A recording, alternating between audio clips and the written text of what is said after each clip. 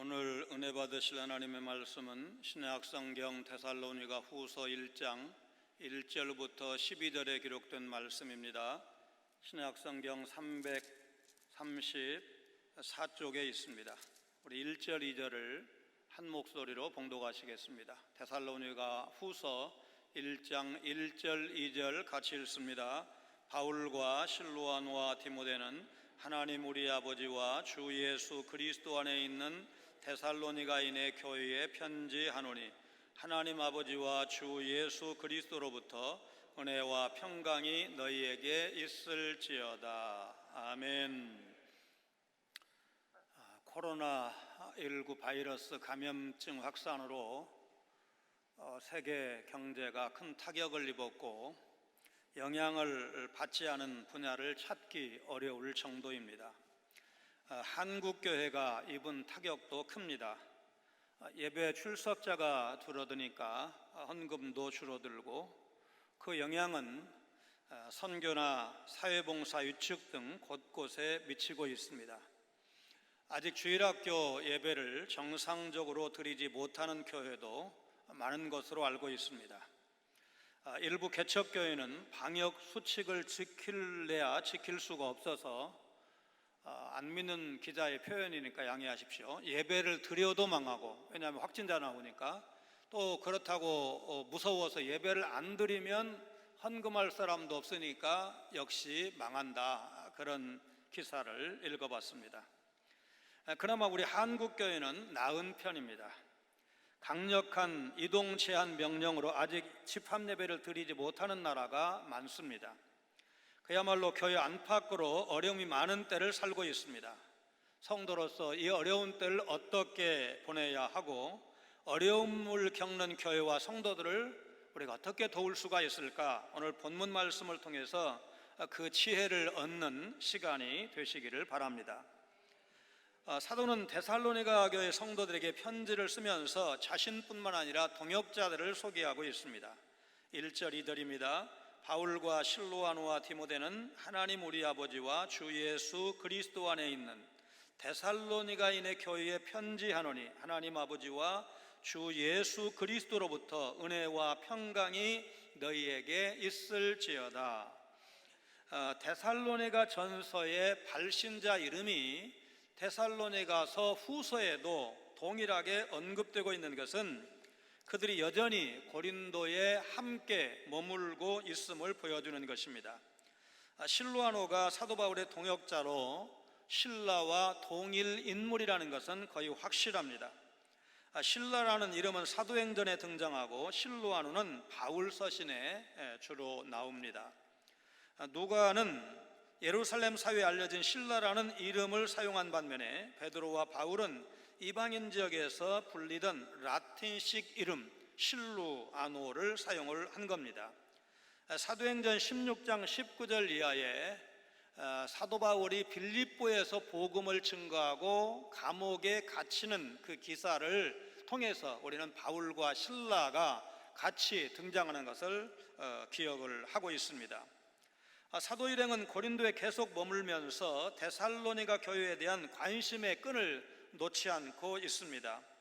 1절에서 아버지와 함께 우리라는 소유 대명사가 추가되어 있습니다.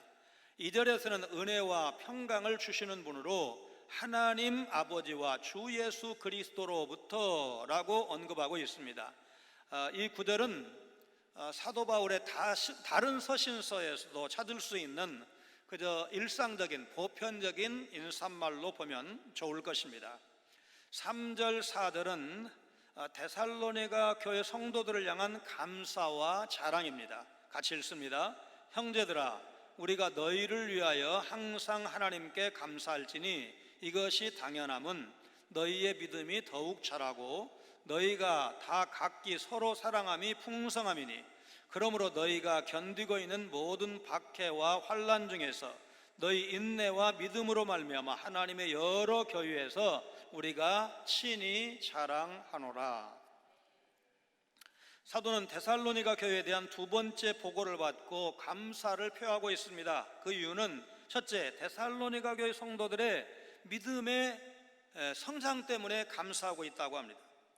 사도 바울의 서신 가운데 처음 사용된 더욱 잘하다는 말은 기대 이상으로 더욱 풍성하게 되다, 기대 이상으로 더욱 강하게 성장하다, 그런 뜻을 갖고 있습니다.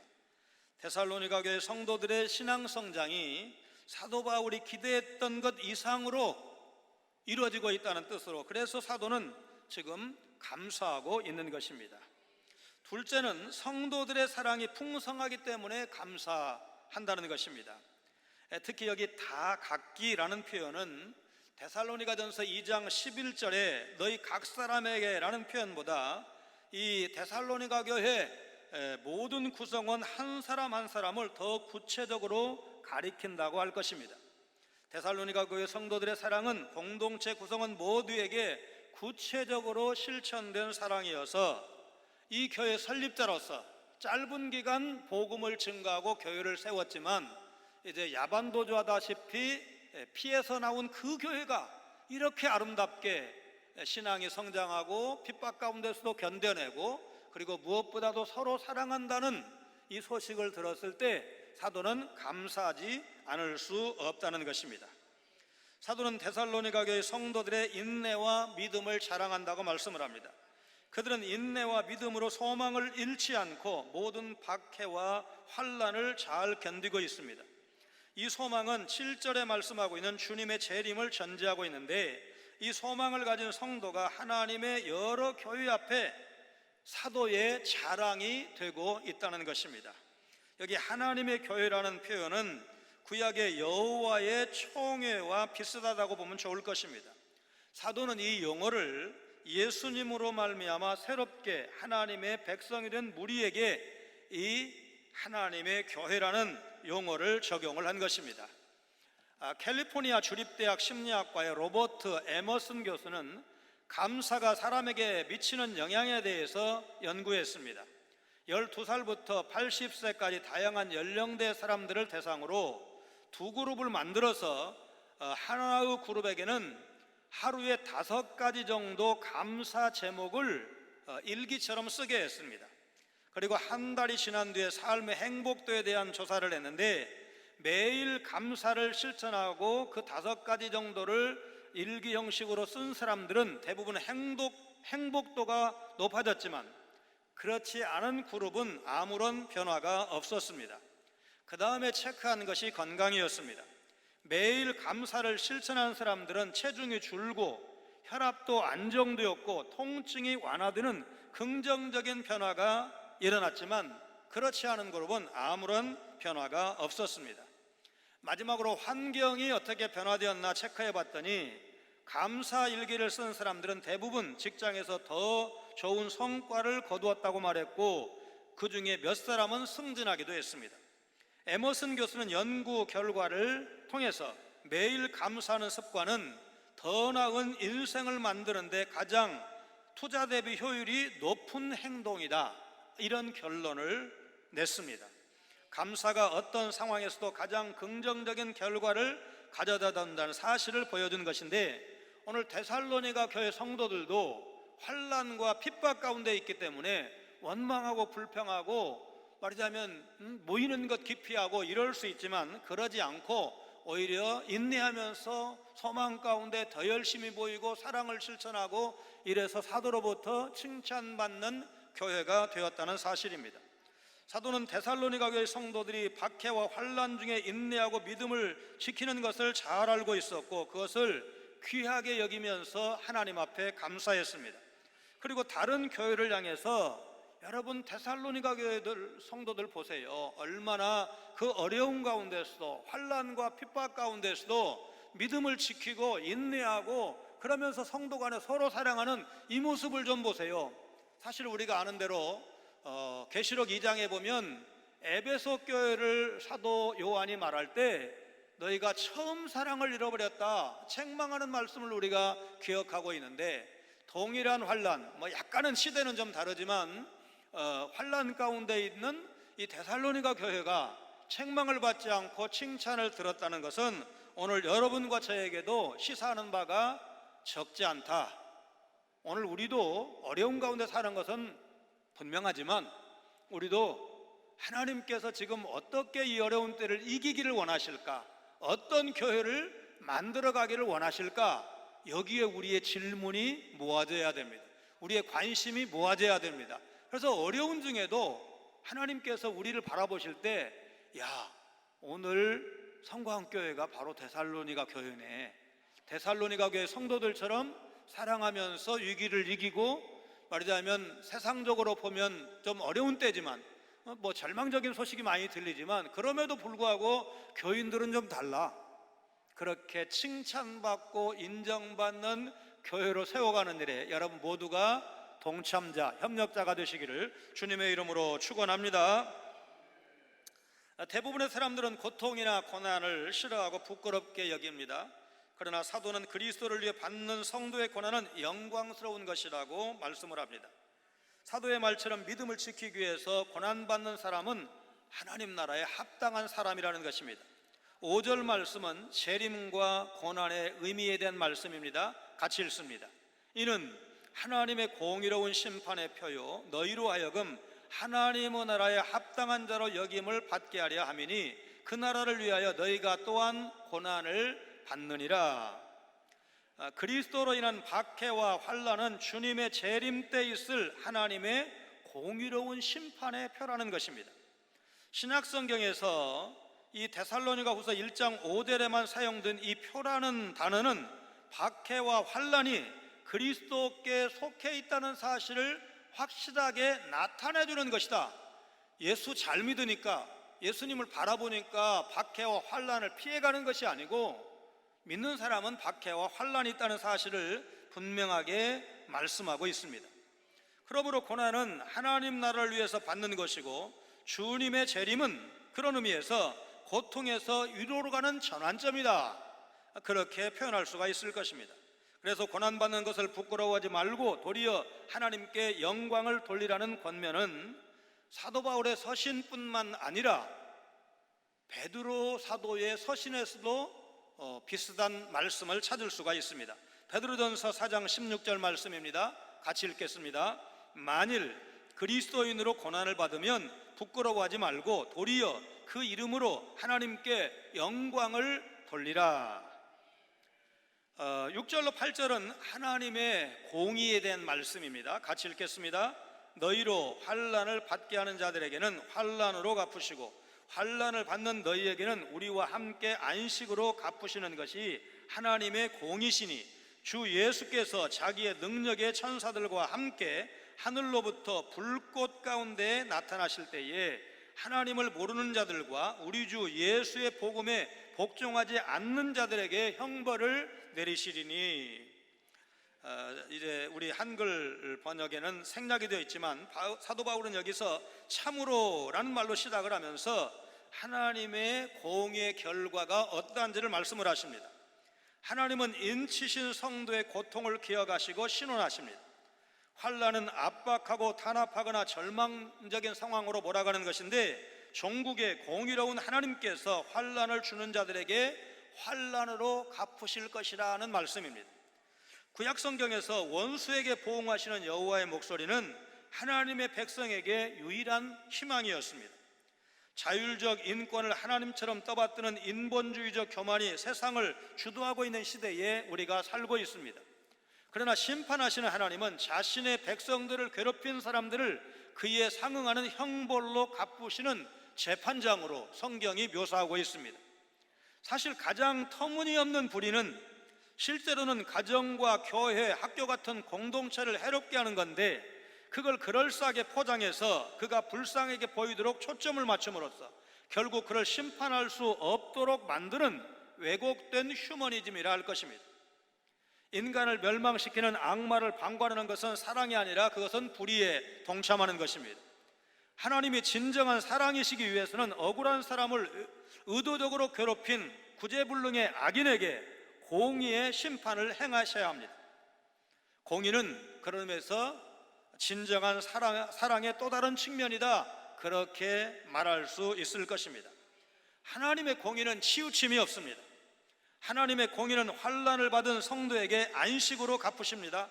안식은 환난과 핍박으로부터 해방으로 말미암은 쉼을 뜻하는데 주님의 재림과 심판을 통해서 임하는 안식은 궁극적으로 하나님 나라에서 누리는 복을 의미하는 것입니다.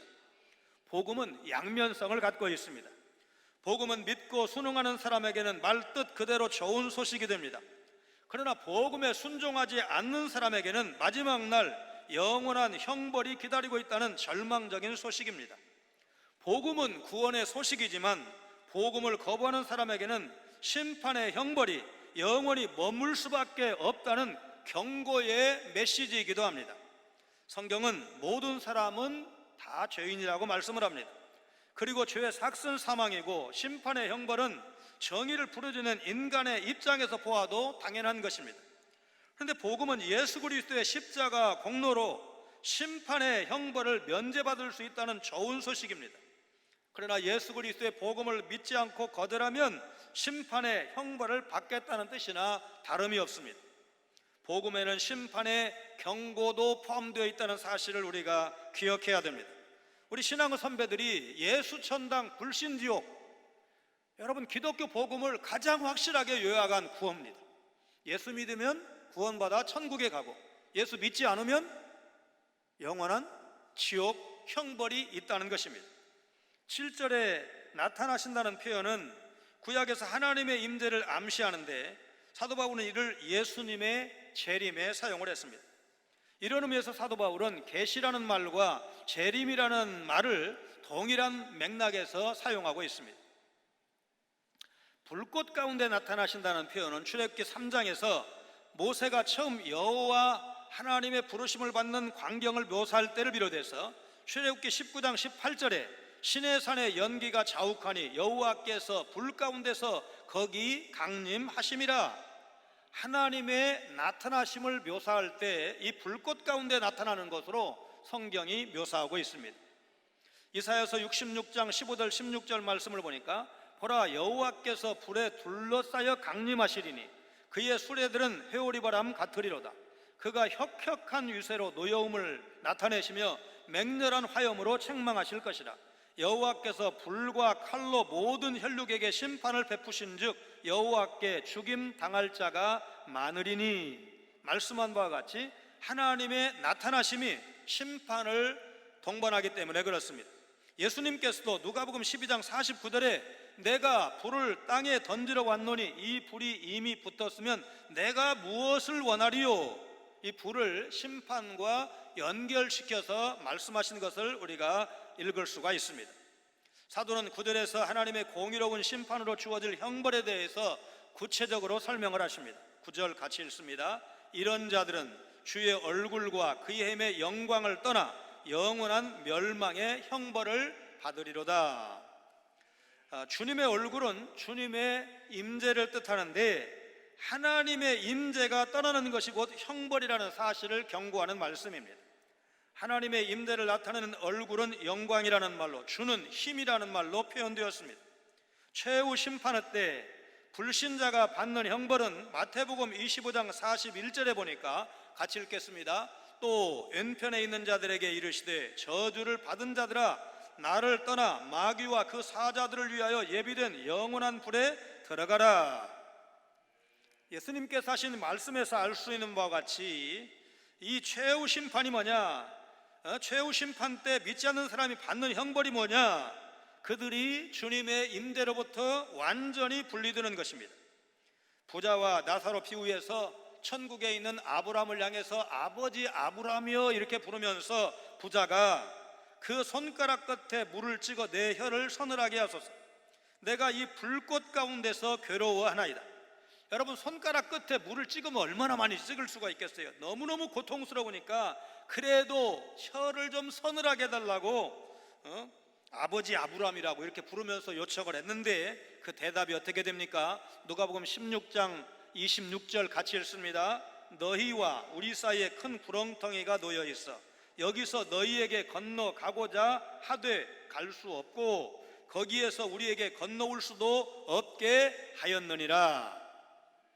천국과 지옥에서 서로를 볼 수는 있으나 천국에서 지옥으로 갈 수도 없고 지옥에서 천국으로 갈 수도 없다는 사실을 예수님께서 분명하게 말씀하셨습니다. 영원한 멸망의 형벌을 받으리로다 하는 구절에서 영원한 멸망은 주님의 현존으로부터 제위되는 것과 궁극적으로 내용적으로 같은 것입니다. 지옥은 보통 회개하지 않은 죄인이 영원한 형벌을 받는 장소라고 정의를 하는데, 그리스도 없는 세계 속에서 영원히 소외된 삶을 사는 것이 바로 지옥이다, 그렇게 설명할 수도 있을 것입니다. 그렇다면 그리스도를 모셨느냐 모시지 않았느냐가 대단히 중요하다는 것을 알 수가 있는데, 지금 육신으로 살아있는 여러분과 제가 그리스도를 모시고 살면 천국 같은 삶을 사는 것이 가능하고, 지금 그리스도를 모르고 그리스도를 부인하고 그리스도를 배척한다면 겉으로는 우리와 사는 모습이 비슷하나 실제로는 뭐예요? 지옥 같은 삶을 사는 것이다. 여러분, 이렇게 봐도, 이렇게 설명을 해도 틀림이 없는 것입니다. 10절 말씀입니다. 같이 읽겠습니다. 그날에 그가 강림하사 그의 성도들에게서 영광을 받으시고 모든 믿는 자들에게서 놀랍게 여김을 얻으시리니 이는 우리의 증거가 너희에게 믿어졌음이라. 그의 성도들에게서 영광을 받으시고 라는 말씀에 대해서 주석가이신 이상근 박사님은 재림의 날 성도들이 완성된 구원에 참여할 때 하나님은 영광을 받으시고 귀히 여김을 받아 찬송을 받으실 것이다, 이렇게 해석을 하셨습니다. 모든 믿는 자들에게서 놀랍게 여김을 얻으신다. 그리스도는 성도들에 의해서 이미 놀라운 찬사와 경탄을 받으셨습니다. 그러나 재림의 날 다시 성도들로부터 새 하늘과 새 땅이 이렇게 좋군요, 재림의 주님, 영광의 주님 다시 오시니, 이렇게 오시니, 이렇게 만나 뵙게 되니 너무나 좋습니다. 다시 한번 찬사와 경탄을 받으실 것입니다. 우리의 증거가 너희에게 믿어졌습니다. 어떤 사본에는 이 구절이 기록되어 있다는 뜻인데, 그래서 가로로 묶여 있는 것인데, 여기 우리의 증거가 너희에게 믿어졌다, 이 너희는 성도들을 설명한 것입니다. 그들은 사도 바울 일행이 전하는 복음을 믿었고 믿지 않는 자들과는 정반대로 판단한 자들입니다. 세상은 그리스도를 멸시하고 버렸으나 성도들은 그리스도를 존경하고 찬양했습니다. 세상은 그리스도를 무시했지만 성도들은 그분을 중요한 인물로 보았습니다. 우리의 증거는 고린도후서 4장 3절이 말씀한 우리의 복음, 고린도전서 15장 14절이 말씀한 우리의 전도와 내용상 같습니다. 런던 대학교 공중보건과 전문가들은 1985년부터 88년까지 35부터 55살까지의 시민 7,524명을 인터뷰를 해서 2009년 4월까지 약 20년 동안 추적을 했습니다. 그 결과 자신의 인생을 지루하다고 느끼는 사람들이 그렇지 않은 사람들보다 37%나 더 빨리 죽었다는 사실을 알게 되었습니다. 과학자들은 지루하다고 느끼는 사람들의 조기 사망률이 높은 것은 이들이 흡연이나 음주 같은 건강을 해치는 습관에 의존하기 때문이라고 지적을 했습니다. 국제 역학 저널의 보고서를 발표한 마틴 플리시는 심장질환은 분명히 지루함과 상관관계가 있다, 이래서 지루함을 느끼는 사람들이 해변에 가기보다는 술을 마시거나 담배를 피운다는 사실이 중요하다고 지적을 했습니다. 이런 사람들의 공통점은 모든 포커스가 자신에게 맞추어져 있다는 것입니다. 만일 이 사람들이 다른 사람들에게 포커스를 맞추고 이웃을 생각하고 배려하고 섬기는 삶을 살았다면 지루하고 불행한 인생이 아니라 감사하고 행복한 인생을 살 수 있었을 것입니다. 하나님은 믿음을 지키기 위한 성도의 고난을 귀하게 여기시고 복음을 거부하고 성도를 핍박한 자를 반드시 심판하십니다. 하나님의 최후 심판은 아직 이루어지지 않았습니다. 그날에는 하나님을 모르는 자뿐만 아니라 복음에 복종하지 않은 자들도 영원한 멸망의 형벌을 받을 것입니다. 반면에 그리스도인들은 영광의 나라에 들어가게 될 것이고 그곳에서 우리 주님과 더불어서 영원토록 왕노릇할 것인데, 지금 비록 환난과 핍박 가운데 있을지라도 그 영광, 그 소망으로 바라보면서 이 어려운 때를 이겨내야 한다는 사실이 오늘 사도 바울이 데살로니가 후서를 통해서 데살로니가 교인들에게 주시는 메시지이고, 그 메시지를 오늘 여러분과 제가 지금 듣고 있는 것입니다. 사도는 박해와 환난 가운데 믿음을 지키는 성도를 위해서 기도합니다. 비록 몸은 떨어져 있지만 영적으로는 데살로니가 교회 성도들과 매우 강한 유대를 이루고 있는 것입니다. 11절 말씀 같이 읽습니다. 이러므로 우리도 항상 너희를 위하여 기도함은 우리 하나님이 너희를 그 부르심에 합당한 자로 여기시고 모든 선을 기뻐함과 믿음의 역사를 능력으로 이루게 하시고. 사도가 하나님의 공의의 심판과 성도들이 영광의 안식을 얻을 날이 다가온다는 사실을 알고 있기에 이 서신의 수신자인 데살로니가 교회 성도들이 그 상에 참여할 수 있도록 사도가 늘 기도하고 있다는 말씀입니다. 그 부르심이라는 말씀도 하나님 나라 영광으로 부르시는 것을 말합니다. 12절 말씀을 같이 읽습니다. 우리 하나님과 주 예수 그리스도의 은혜대로 우리 주 예수의 이름이 너희 가운데서 영광을 받으시고 너희도 그 안에서 영광을 받게 하려 함이라. 너희 가운데서 영광을 받으시고 너희도 그 안에서 영광을 받게 하려 함이라. 그리스도는 교회로 인해서 영광을 받으시고 데살로니가 교회 성도들의 환난과 핍박 가운데 있음에도 불구하고 인내하면서 소망 가운데 서로 사랑하면서 사는 그 모습을 통해서 그리스도는 영광을 받으시고 그리스도의 신부인 교회는 그리스도로 인해서 영광을 받는다는 말씀입니다. 서로 영화롭게 하는 상호 영화의 신비가 이루어지는 것입니다. 주 예수 그리스도의 은혜대로라는 말은 하나님과 주 예수 그리스도의 은혜를 따라, 그렇게 이제 번역을 하는 것이 옳을 터인데, 주님의 은혜가 우리 성도로 하여금 하나님께 영광을 돌리게 한다는 것입니다. 어느 크리스천 여류 작가의 고백입니다. 이분은 목회자의 신유 기도를 통해서 암과 우울증을 고침받은 그런 경험자입니다. 그래서 이 작가는 기도의 능력을 누구보다 확신하고 있었습니다. 어느 날 교회에 다니지 않는 친구가 나 힘든 일 생겼어, 기도 좀 해줘. 그래서 시간 날 때마다 그 친구를 위해서 열심히 기도를 드렸습니다. 며칠에 만난 친구가 네가 기도해 주어서 그런지 일이 잘 풀렸어, 고맙다고 인사를 받았습니다. 그 후에 친구는 또 교통사고로 타고 있던 자동차가 완파되었는데도 털끝 하나 다치지 않고 살아났다면서 다 내 기도 덕분이야, 그렇게 말했습니다.